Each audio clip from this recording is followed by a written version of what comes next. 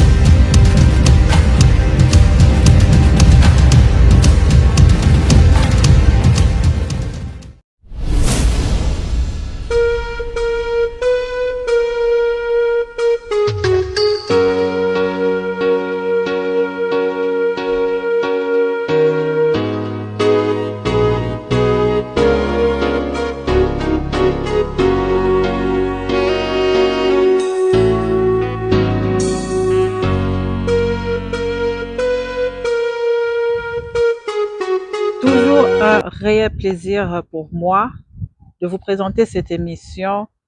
La santé n'a pas de prix sur Magazine TV UK. Na pesi bino nyonso tu mbote esika bozwami elike ezali ke te nzambe azali continue kopambola pe kobatela bino. Encore une fois pour vous, votre présentatrice Nasha Mayimbi. Lelo tobongiseli bino thème ya sika na Magazine TV UK. Ndenge bokosepelaka de temps en temps toyelaka bino ba masolo to ba conseil oyo etali santé. Lelo tokolobela likambo mpo toseka mpe mwa mokie, pas trop sérieux. Lelo ezali mpo tosolola toseka mwa mokie. Ezali na mutu moko kombo na ye Ian Donald. Ye azalaki gynécologue na atangi asali ba étude na ye na université ya Glasgow. Ye nde azalaki inventeur oyo ya oyo tobengi na anglais ultrasound machine.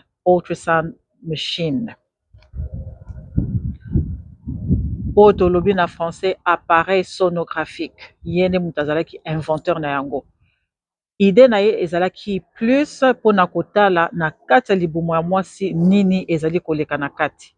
Ezalaki mpona ba raison ya kotala sexe ya mwana te, mais ezalaki plus mpona kotala nini oyo ezali koleka na sens ya croissance ya mwana, développement ya mwana, pe soki anomalie ezali na kati ya zemi ya mama. Tolobeli Ian Donald, ye nde azalaki inventeur ya machine sonographique. Mais avant tout, na pesa bino mwa détail moko ya moke. Likambo etali ya koyebaka sexe ya mwana pendant échographie ya grossesse ezali légal te na ba pays nyonso. Parce que vu bato mingi bazalaki kosala ba avortement sélectif, soki ba yebisi bango ke baza na zemi ya mwana mwasi bazalaki kosala ba avortement sélectif. Po na ba pays mosusu na ba culture mosusu tie na mokona lelo, malheureusement soki bayebi soki ozali na zemi ya mwasi ezali neti mwa déception. Bato bakokende kolongola zemi po na bango bazwali komona ke zemi ya mwana mwasi ekoapporte yo eloko te, oza lokola perdante quelque part. Une fois que mwana na yo akoli, obalisi mwana wa mwasi akei libala, mpona libota esilili wana akosunga yo te.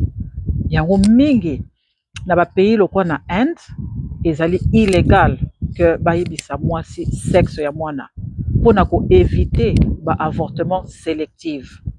Totali pe na Corée du Sud kuna pe ezali illégal, ezalaki kutu elekaki na parlement bazwaki décision na parlement na 1988 que désormais mwasi moko te akoki koyeba sexe ya mwana na ye durant grossesse na ye mpona koevite kaka bamakambo oyo ya koavorte zemi ya mwana mwasi.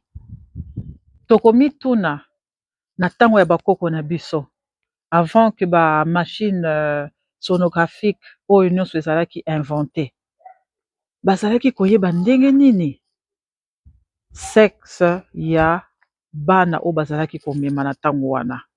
Bakoko na biso bazalaki très intelligent, très intelligent avant technologie nyonso oyo ekoka koya oyo biso lelo tozali kosepela na yango, me bakoko na biso bazalaka na baavantage oyo nyonso te. Navandaki na mitunaki me basalaki ndenge nini mpo bayeba sexe ya mwana na bango, me bazalaki koyeba yango. Lelo nalobi ke eza nango eloko moko po toseka, ndenge balobi na anglais eza nango banta, toseka na biso me mingi mpe oyo nasoli na bango bamakambo baastuce to batechnique oyo nakolobela lelo, quelques techniques oyo nakolobela lelo, basi mpe ebele bameka yango esimba.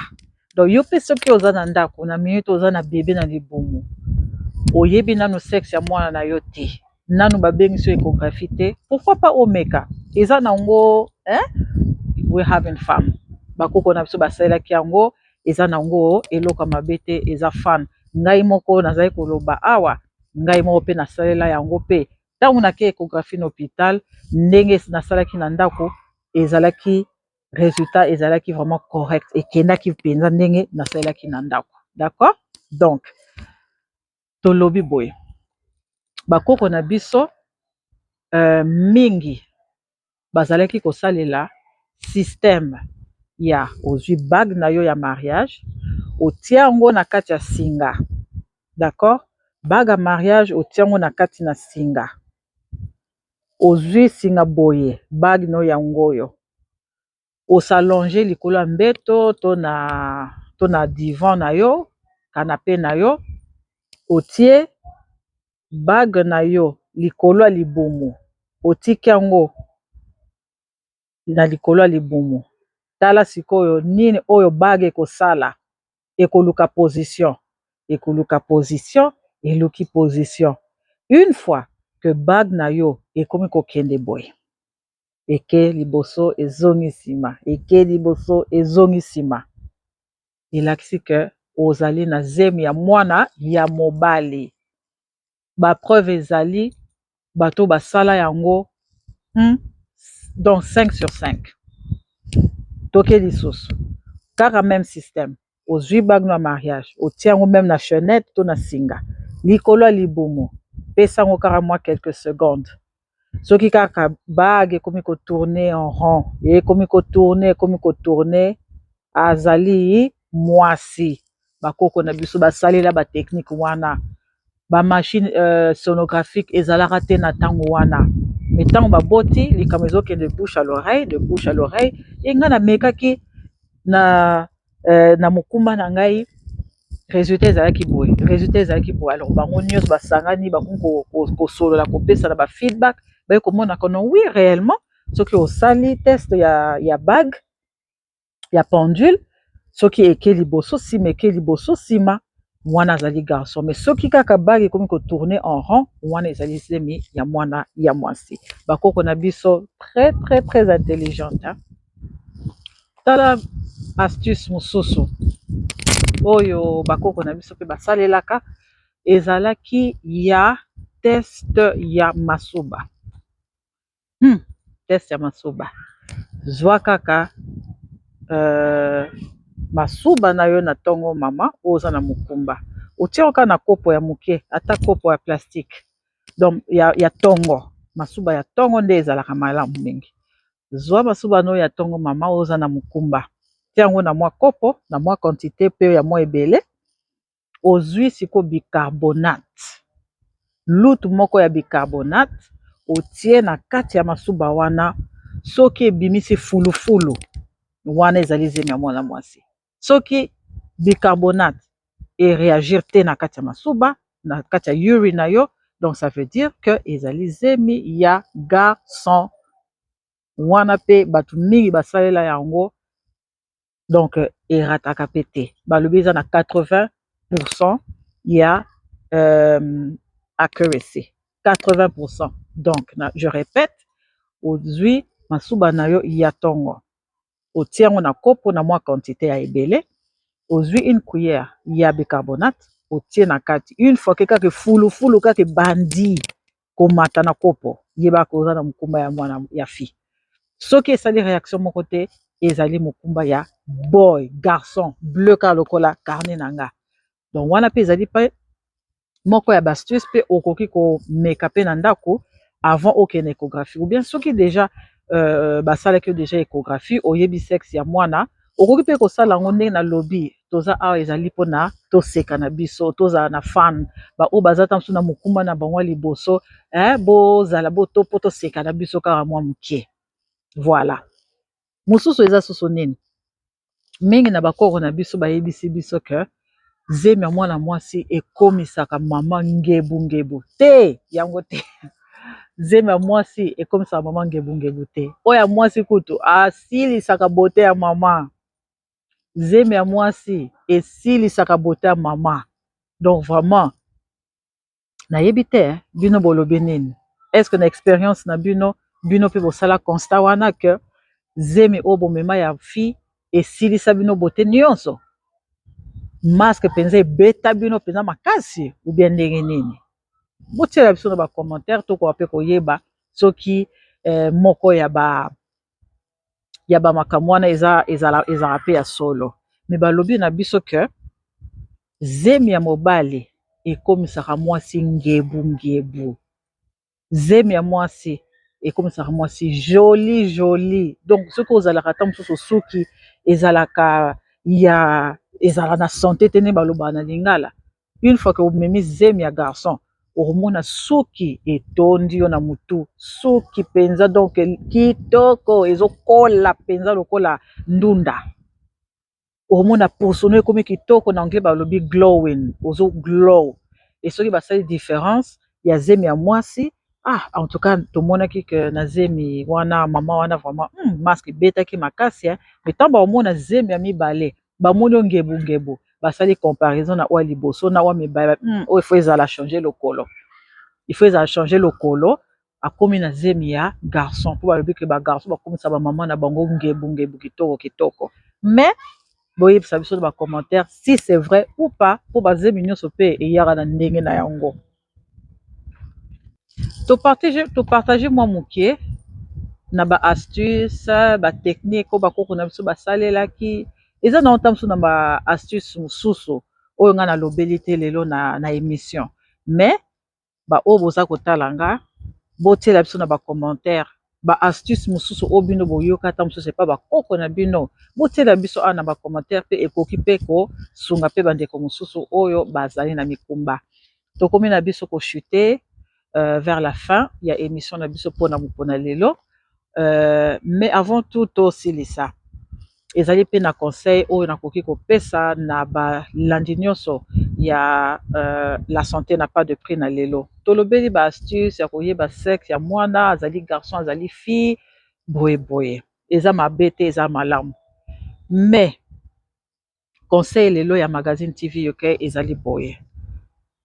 Bana bazali likabo, bazali cadeau oyo Nzambe akopesaka na biso. Une fois que bosali libala ya petwa, bozwi bata mokili batémoin, bafamille, baconnaissance mpe Nzambe ya likolo témoin ya union na bino ya bolingo na bino, eloko nini ekolandaka nsima ezali likabo ya mwana to likabo ya bana na kati na mariage. Mais bamama bajeune fille bozali kolanda émission ya magazine TV UK, toyebaka ke sexe ya mwana ezali oyo ezali important te. Sexe ya mwana yango te moto ezali prioritaire bandeko na ngai, mpo ekoma ke soki oboti 3 filles to oboti kaka bagarçon ekomi souci ya mokolo na mokolo. Pourquoi Nzambe azopesa nga kaka bagarçon? Pourquoi Nzambe azopesa nga kaka bafille? Il faut tosepela lipamboli oyo Nzambe apesi biso, parce que ezali na mingi bandeko na nga oyo bozali kolanda ngai oyo bazali kolala libumu tolo na se mikolo nyonso mpo bazwa ata mwana moko. ata mwana moko bazolela nzambe sunganga ata mwana moko na simba na maboko. Mais ezali na bato mosusu soki bapesi yo 4 garçons okomi kosilikela nzambe. Tozala na esengo na lipamboli oyo nzambe azali kopesa biso, azala garçon azala fille, bana nyonso bazali bana. Eloko nde ya kotiaka na mabondeli chaque fois ezali nzambe pesanga mwana oyo azali en bonne santé, parce que likambo wana mpe epesameli bato nyonso te. Epesameli bato nyonso te. Ntango mosusu oboti 4 garçons oza kosala baeffort mpo ozwa ata 5e azala fille, mais ntango bapesi yo mpe fille wana, fille yango abotami na bacondition moko difficile ya santé, ezali mpasi bandeko na ngai. Donc na nyonso topesaka kaka merci na nzambe. Merci nzambe ndenge opesi nga ata moko, merci nzambe opesi nga ata 10 garçons. Likambo te, moko na moko aza na lipamboli na ye ndenge nzambe abongiselaka biso. Toyebi histoire ya Ana na kati na Bible. Ana asalaki 10 ans ya mariage na mobali na ye, me bazalaki kobota te. Yango wana siko mobali akendaki kozwa deuxième femme pardon, Penina oyo babotaki ne bana, me Penina akomisaki vie ya mama Ana très difficile, na kofinga kochola, donc moquerie moko impossible. Pourquoi? Parce que azalaki kopesa mobali bana te. Me kolela ya Ana ya mikolo nyonso epai ya tata nzambe apesaki likambo ya mwana moko ya mobali oyo ye mpe apesaki susu mbeka na tata nzambe, mpo Ana apesaki nzambe promesse que soki opesi nga mwana wana na kopesa yo ye azala mosali na kati ya ndako na yo. Vous voyez? Donc bandeko oyo tolobaki oyo bastuce nyonso topesaki ezali na kaka bounce, ezalaki fan toseka na biso mwa moke mpo il faut tosekaka mpe mwa moke, toyebi bavi yango ndenge ezozalaka ya bastress, tosekaka mpe mwa moke. Donc mais message capital oyo tozali kopesa na suka émission ezali koloba ke mwana nyonso azali lipamboli ya nzambe. Merci na bino nyonso vraiment oyo bozalaki scotché ya kotala émission ya mokolo na lelo. Un grand merci encore une fois na bino, boyebi ndenge nini na appréciaka ba commentaire na bino, nazali ko apprécier ndenge bozali ko partager ba émission, nazali ko apprécier ndenge bozali tango nyonso ko tindelaka biso ba message en privé mpona ko encourager biso ya kosala lisusu plus, bozali kopesa biso ba suggestion. Donc vraiment droit au cœur comme d'habitude. Communauté na biso congolaise tozali awa mpona bino, alors bosana te ko partager émission, bosana te ko s'abonner, parce que tant bozali ko partager bozali ko garder ba émission ya bino mpona bino moko te, ezali mpe kosunga mpe bato mosusu. Voilà, donc tozala ba égoïste te bandeko, to partager yo tali osepe na yango ko garder yango ya yo moko te, partager yango mpo bandeko mosusu mpe bakoka kobénéficier na makambo oyo tozali kosololaka na kati ya chaîne na biso ya Magazine TV UK. Nzambe abatela bino, apambola bino, abatela biso mpo tokoka kokutana lisusu pour un nouveau numéro la prochaine fois. Mpo na nga napesi bino, bye bye, God bless.